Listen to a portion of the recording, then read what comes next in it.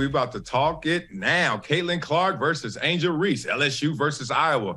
We all heard or actually supported, so we know that the ratings were insane for this year's tournament, especially the women's tournament as well.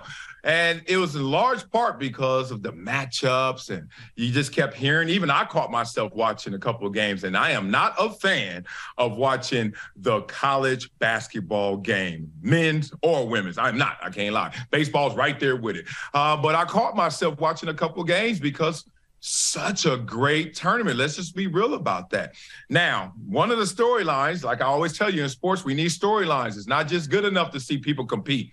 We already know you're trying your hardest to beat the other player, other team. But when we can get something personal, when we can get a storyline, when we can pour some hot sauce on this, now we're all hooked. We're all in. Well, the national championship game that was won by LSU certainly had one that hooked us.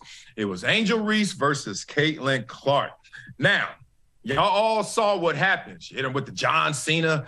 She hit her with the ring point and the Caitlyn Clark celebration, of course. That's what they're calling that, even though we know she borrowed it from someone else as well. The whole "you can't see me," right? I mean, what we going back to G-Unit? Didn't they do that back at G-Unit days? Like, first of all, y'all crack me up when people try to own stuff. Ain't nobody owning jack. Like, somebody makes it more famous than somebody else. But the first dude who did this was not Young Buck. Wasn't John Cena, wasn't Caitlyn Clark, wasn't Angel Reese. It was some dude. I don't know his name, but the point is he's the one that should be mad. Nobody else should be. But the point is you saw that. And Angel Reese followed that up on her celebration in front of Caitlyn Clark. I don't take disrespect lightly. Oh, got a little Michael Crabtree, Richard Sherman coming out of this one, right?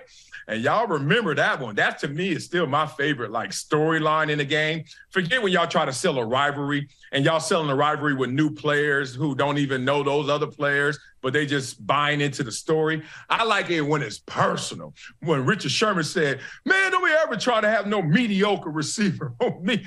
That's what I need. And I love the fact that Angel Reese is taking this that seriously to come to that place. Now, I know that's going to ruffle feathers. Why is it going to ruffle feathers? Because everyone's going to hide behind sportsmanship. And in sportsmanship, we are taught to celebrate with each other as a team. Or, and the only other option is, okay, we'll let you celebrate against that other team, but don't make it intentional. Don't make it specific. Don't single out a player. Now, we don't even like you going against that other team, but let's be real. If you score a touchdown, your celebration is with your own teammates, but it's for that other team. But that's where they draw the line. Oh, I love you, Angel Reese, when you said, nah, that line ain't for me. I'm going to step across that line and single out Caitlyn Clark. So when we did that, it opened up a can of worms. Let's start off what it did and what those can of worms look like. Angel Reese, let's use her words for herself. All year, I was critiqued about who I was. Reese told reporters, okay, I didn't fit in the box that y'all want me to be in. I'm too hood. I'm too ghetto.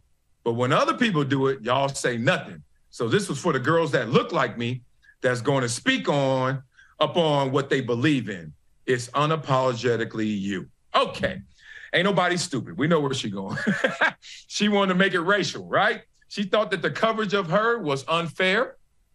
She thought the coverage of her was racial, and so therefore she had a response to it. Now, going against Caitlyn Clark, you're going to have a conversation because it's not just race, obviously black versus white, but people are going to take it to the game, who's the better player, et cetera. Well, let's slice this one up. When you go there, I want to make sure that the criticism of Angel Reese, and I'm not Angel Reese, and I have not read all the clippings, but we're going to have to separate because social media is a whole different animal. The reputable sources and publications from somebody just clowning you on Twitter. And I know to her, it really doesn't matter where it's coming from. If it's the Washington Post or if it's some dude who lives in Washington, D.C. Like, you clowning me, right? So therefore, she takes that as critique, even though some of those are from places above board. I dare to challenge her or anybody to show me a reputable place that actually called her ghetto. Ooh, I hope not. Or called her hood. Now, I understand there could be choice words, there could be dog whistles everywhere where you're like, you didn't say it, but you said it. But at the same time, only thing I take from what she said is obviously she felt that people were coming at her because of her color. That wasn't fair. They wasn't coming at Caitlyn Clark like that. But once again, I don't know everything that happened to you, Angel Reese, and you don't know everything that happened to Caitlyn Clark. But in general, let's have this conversation. If you felt that way, then I understand where you're coming from. But why are you coming at Caitlyn Clark like that if she's not the one who did that to you? You see what I'm saying? Your fight is with someone else. Your fight is with others, but you brought it to Caitlyn Clark because you were mad at that. And that's how we usually always fight. We got a problem at home. Why? Because we had a problem at work that day. The boss came at you crazy, right? And you're like, oh, I had to eat it. Everybody coming at you crazy during your day. And then you go home. Guess where your problem lies? At home. You take it out at home. You took it out on Caitlyn Clark, but Caitlyn Clark wasn't your problem. She just was able, in your eyes, to get away with something that you felt that you were going to get demonized for. I think you kind of confuse those things, but you're young. I get it. In this situation, the only thing I also want to add is we got to stop saying anybody at any level, and I don't care how old you are, that you're unapologetically you. If you're growing, if you're evolving, you're doing amazing things, you're also making mistakes on that path. You need to apologize for those mistakes no matter who you are. I have. You will. Everybody must. You can't go through a world where you're unapologetically you, because that's not this world. That's not reality. We all fuck up. We all mess up. And for this mantra to continue to have legs, I'm going to be unapologetically me. No, what you should say is, I'm going to do everything with conviction. However, that doesn't mean there are times where I will be indicted because I did the wrong thing. Now, that's the court of public opinion indictment, where people are going to suggest things against you. So people are going to look at you and condemn you. And I get it. And who wants to be in that position? But at the same time, you got to understand you're not perfect either. So it's okay to apologize. That's really a shield we're putting up. That's really some like force field. We're saying, hey, I don't give a damn. I'm going to be me. If someone ever says that, take a step back and allow them to hear the words that they just echoed. They'll realize that that's not how we got to go. That's not how we're going to grow, and that's not where you should go. So that was the only thing I had in criticism, is the fact that she took it out on Caitlyn Clark because she felt like, why is Caitlyn Clark getting away with this? But Caitlyn Clark has her own criticisms to deal with, and y'all don't know this, and I'm not taking up for her, but let's just balance the conversation out. She grew up having to play with the boys, and I know y'all like, what's wrong with that? Well, she couldn't find a girls' league for her age growing up, so she joined the boys' league, her dad says. They end up winning the AAU state championship, and the parents complained she couldn't be allowed and shouldn't be allowed to play with the boys, they said. She shouldn't be able to play with the boys. She was probably out there beasting too, right? And isn't that crazy? She got her own complaints to deal with, but she doesn't take it out on the other team, or does she? The point is, no matter who you think somebody is, and you think they have no issues, they have no wrongs, they do nothing wrong, they have no faults, talk to them. You'll find out they do as well, right? So this was an interesting battlefield, I should say, of what Caitlyn Clark was going through, but in that losing moment, wasn't about to pop off, wasn't about to show out, and Angel Reese, and what she was going through. And she was holding her breath for LSU to get that victory and finally let it out on anybody around her, especially the best player in the game, Caitlyn Clark. So this made me think about one, race, obviously, because we made this racial. It got vilified in the racial component. And I'm always going to address what's real. I'm not going to hide from any of those issues. That was a part of this conversation. Two, I keep telling you guys, there are women's sports and there are open sports. There are no such thing as men's sports. You saw Caitlyn Clark prove that once again. If you're good enough as a woman, you can play with the boys. You can play with the men. The men's game is really just open. And then there's women's game too. You protect. A man cannot play with the women, but a woman can play with the men. I just wanted to highlight that to you as well. This was interesting too. Another case study of the better player losing to the better team. Caitlyn Clark was the best player on that court, but she lost. And that gave even more fuel to LSU, even more fuel to Angel Reese to say, ha, ha, ha, can't see me. But at the same time, she was able to say that because she had the squad. She had her crew with her, and her crew was able to beat Iowa. And that's why she was able to go at Caitlyn Clark. But Caitlyn Clark probably looking like, y'all want to make this a one-on-one? Yeah. Anybody want this smoke? And that's interesting, too, because what happens when the better player loses to the better team and still got to eat it, despite that player knowing I'm the best at what I do? If I were on LSU, good night, and vice versa, right? So I thought that was an interesting layer.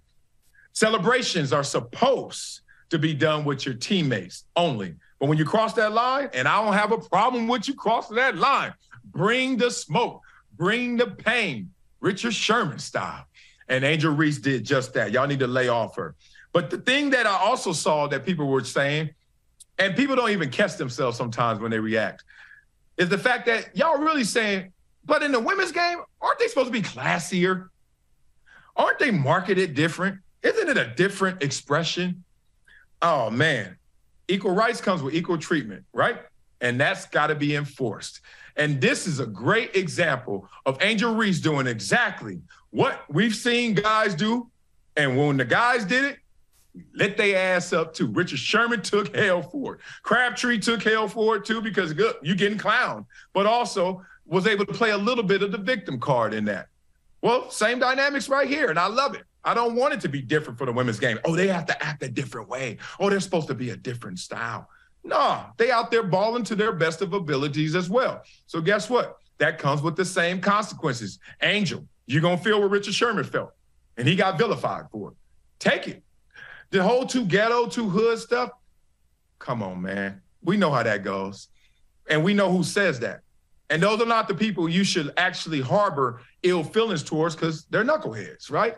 And I don't think anybody above board was saying that, but you may have heard that. You may have felt that. But Caitlyn Clark didn't say that. So I don't know why you felt that way for or against Caitlyn Clark. It's just funny, man. I love the sociological experiments that are always intersecting sports with life. Always right there when they collide, you can see real world problems, real world issues right there, just on the basketball court. Amazing to see. So in summation, I love what you did, Angel. In summation, I love Caitlyn Clark taking the high road. Like, look, we took a L, you know? When we win, it's supposed to be we. When we lose, it's supposed to be me. And she said that, like, I could do better, and I was just happy for my teammates, et cetera. Both of them did no wrong. But in a world where everyone's opinion is going to be thrown into the pile, and then you got to sift through it, it's easy to see why people get confused and sometimes misunderstood, and more so will take it out on the wrong things or wrong person. Thought it was an amazing game, amazing tournament. Glad it went that way because, hey, Caitlyn Clark certainly got her shine, and LSU got their shine. We'll see what it all comes about going forward. We'll see what happens. But Caitlyn is special, y'all. That's the Michael Jordan of basketball. And LSU, salute to y'all for going out there and getting it. And y'all can't see LSU right now. That was funny.